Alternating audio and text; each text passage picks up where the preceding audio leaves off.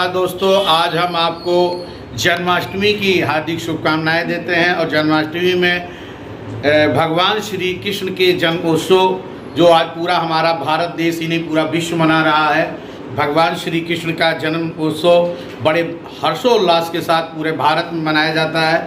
विश्व में जहाँ भी हिंदू समुदाय के लोग हैं वहाँ हर जगह जो है जन्माष्टमी का पर्व मनाया जाता है। आइए इसी कड़ी में आपको हम मिलवाते हैं।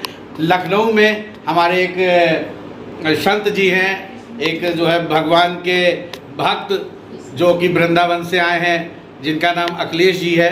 आइए हम उनसे रूबरू कराते हैं, उनसे मिलवाते हैं कि वो भगवान श्री कृष्ण के बारे में, उनकी लीलाओं के बारे में बताएंगे कि किस तरीके से कैसे ये पर्व मनाया जाता है और किस तरीके से हमारी जो परंपरा चली आ रही है उस विषय में आपको बताएंगे।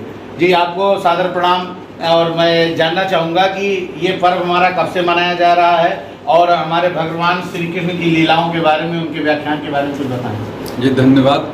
वसुदेव सुतं देवं कंसचाणूरमर्दनम देवकी परमानंदम श्री कृष्णम वंदे जगत गुरु। श्री भगवान श्री कृष्ण ने जगत में आकर धरती का भार उतारा, साधुओं का परित्राण और दुष्टों का संहार किया, जिससे जीवन जीना आसान हो गया। और भगवान श्री कृष्ण के श्रीमद् भगवद गीता के सिद्धांतों, उनके ज्ञान और कर्मयोग की जो सुंदर सीख दी है उसको आत्मसात करते हुए मनुष्य जीवन जो दुर्लभ है उसको चरितार्थ किया जा सकता है। इसी कारण भगवान श्री कृष्ण का यह जन्मोत्सव मानव संवर्ग पूरे हर्षोल्लास के साथ मनाता है। मनुष्य की सबसे बड़ी विडंबना है कि उसका मन संसार में बिखरा पड़ा हुआ है। इसको समेटने के लिए भगवान श्री कृष्ण ने ऐसी सम्मोहक लीलाओं को किया जिसमें मनुष्य का हृदय सहसा ही विभोर हो जाता है और सारी जगह से सिमट करके भगवन में हो जाता है। जीवन का परम उद्देश्य यही है कि 84 लाख योनियों के बाद अगर भगवन तन्मयता प्राप्त कर लिया तो जीवन चरितार्थ हो गया। इसीलिए कन्हैया लाल की हम लोग जन्मोत्सव बड़े हर्षोल्लास के साथ मनाते हैं। बोल वृंदावन बिहारी लाल की जय, नंद के लाला की जय। देखिए जन्मोत्सव का, भगवान श्री कृष्ण के जन्मोत्सव का देखिए कितनी छटाएं, कितना आनंद आ रहा है और लोग कितने हर्षोल्लास से मना रहे हैं। हम आपसे ये जानना चाह रहे हैं कि हमारे सनातन धर्म में जो नव की पीढ़ी है जो इन चीज़ों से विमुख होती जा रही है भक्ति मार्ग से और हमारे जो भगवान हैं उनके क्रियाकलापों से, तो इस विषय पे आप अपनी नई युवा पीढ़ी के बारे में क्या कहना चाहेंगे? भाई मैं तो सीधी बात कहता हूँ, जितने भी मोटिवेशनल स्पीच देते हैं, जितने भी मैनेजमेंट की बातें हैं, सबका उद्भव श्रीमद् भगवद गीता से है। अरे अध्यात्म की तो छोड़िए, जिंदगी ही ठीक से जीने के लिए श्रीमद् भगवद गीता की इतनी आवश्यकता है, वरना पंगु मानव अपने जीवन में क्या करेगा?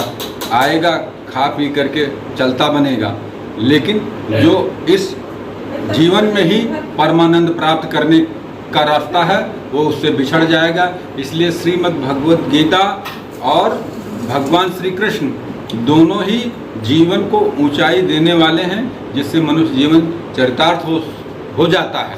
और हम ही नहीं, जो सनातन धर्म को मानने वाले हैं वो भी, लेकिन जो दूसरे भी धर्म में हैं प्रबुद्ध जन, वो भी श्रीमद् भगवद गीता को आत्मसात करके ही चलते हैं। और एक आपको नई बात नहीं, पुरानी ही बात बता रहे हैं कि जिनने भी, चाहे भाषाई आधार पर हो, क्षेत्रवाद के आधार पर हो, रंग भेद वाला भी हो, अगर श्रीमद् भगवद गीता के किसी ने किसी भी माध्यम से अनुसरण किया, कोई तो ऐसे है कि श्रीमद् भगवद गीता का किसी दूसरे भाषा में ट्रांसलेशन करने के लिए आए और ट्रांसलेशन करते करते उन्हें इतना हृदयंगम हो गया कि उन्होंने अपना रिलीजन छोड़ दिया, सनातन धर्म को अपना लिया। तो सनातन धर्म जीवन की एक मूल पद्धति है जिससे बिछड़ा हुआ मनुष्य कैसे जी सकता है, क्योंकि जैसे रूट से कट जाने पर वृक्ष सूख जाता है, ऐसे ही सनातन सभ्यता से कट जाने पर मनुष्य सूख जाता है, मृतप्राय हो जाता है। अगर उसे हरा भरा होना है तो गोविंद की चरणों में आना ही होगा।